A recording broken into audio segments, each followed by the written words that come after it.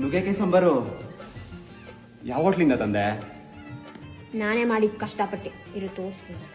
ನಮ್ಮ ಅಣ್ಣಂಗೆ ಮಾತ್ರ ಅಲ್ಲ, ನಮ್ಮ ಮನೇಲಿರೋ ಪ್ರತಿಯೊಬ್ಬರಿಗೂ ನುಗ್ಗೆಕಾಯಿ ಸಾಂಬಾರನ್ನ ಇಷ್ಟಪಟ್ಟು ತಿಂತಾರೆ. ಸೊ ಎಳ್ನೀರು ಕುಡ್ಕೊಂಡು ತರಕಾರಿಗಳನ್ನೆಲ್ಲ ತೊಗೊಂಡು ನೆಕ್ಸ್ಟ್ ನಾನು ಸಾಂಬಾರು ಮಾಡೋಣ ಅಂತ ಅಂದ್ಬಿಟ್ಟು ಕಿಚನ್ ಕಡೆ ಹೊರಟೆ. ನಾನಿವತ್ತು ಸಂಪೂರ್ಣ ಅವರ ಈ ಒಂದು ಹೋಮ್ ಮೇಡ್ ಪೌಡರ್ಸ್ಗಳನ್ನ ತರಿಸ್ಕೊಂಡಿದ್ದೀನಿ. ಫಸ್ಟ್ ನಾನು ಸಾಂಬಾರು ಪೌಡರ್ನ ಬಳಸ್ಕೊಂಡು ನುಗ್ಗೆಕಾಯಿ ಸಾಂಬಾರು ಮಾಡಿದೆ. ಅವ್ರು ಕಳ್ಸ್ಕೊಂಡಿದ್ದಂಥ ಈ ಒಂದು ಡ್ರೈ ಫ್ರೂಟ್ ಲಡ್ಡು ಅಂತೂ ತುಂಬಾ ರುಚಿಯಾಗಿತ್ತು. ಸಾಂಬಾರು ಕೂಡ ಅಷ್ಟೇ ರುಚಿಯಾಗಿ ಬಂದಿತ್ತು. ಮಕ್ಕಳಿಗೆ ಅಂತ ರಾಗಿ ಸರಿ ಪೌಡರ್ನ ತರಿಸ್ಕೋಬೋದು ನೀವು. ಇದರಲ್ಲಿ ಯಾವುದೇ ರೀತಿ ಆರ್ಟಿಫಿಷಿಯಲ್ ಫ್ಲೇವರ್ ಆಗಲಿ ಕಲರ್ ಆಗಲಿ ಇರೋದಿಲ್ಲ. Perfectly home made. ಜೊತೆಗೆ ನೀವು ಎಲ್ಲ ಥರದ ಪ್ರಾಡಕ್ಟ್ಸ್ಗಳು ಸಿಗುತ್ತೆ ಇಲ್ಲಿ. ರೆಡ್ ಚಿಲ್ಲಿ ಪೌಡರ್, ಧನಿಯಾ ಪೌಡರ್, ಬಿಸಿಬೇಳೆಬಾತ್ ಪೌಡರ್.